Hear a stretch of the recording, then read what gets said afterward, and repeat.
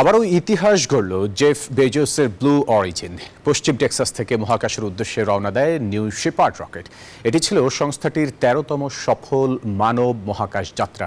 মাত্র ১১ মিনিটের সাব অরবিটালের এই অভিযানে ছিলেন আইনজীবী, সমাজসেবী ও ব্যবসায়ী নেতাসহ ৬ জন যাত্রী। যুক্তরাষ্ট্রের পশ্চিম টেক্সাস থেকে রোববার স্থানীয় সময় সকাল 10:40 জেফ বেজোসের মালিকানাধীন ব্লু অরিজিনে নিউ শেপার্ড নামের একটি সাব অরবিটাল ফ্লাইট যাত্রা শুরু করে। যাত্রার মাঝামাঝি সময়ে ক্যাপসুলটি রকেট বুস্টার থেকে আলাদা হয়ে যায়। রকেট ফিরে আসে পৃথিবীতে, ক্যাপসুল যেতে থাকে আরো ওপরে। মাত্র ১১ মিনিটের সাব অরবিটালের এই অভিযানে আইনজীবী, সমাজসেবী ও ব্যবসায়ী নেতাসহ ৬ জন বিভিন্ন পেশার মানুষ অংশ নেন। যাত্রীরা কারমান লাইন অতিক্রম করে উপভোগ করেন ওজন শূন্যতার রোমাঞ্চকর অভিজ্ঞতা। এরপর নির্দিষ্ট উচ্চতায় পৌঁছে ধীরে ধীরে ক্যাপসুল নামতে শুরু করে প্যারাশুট সহ।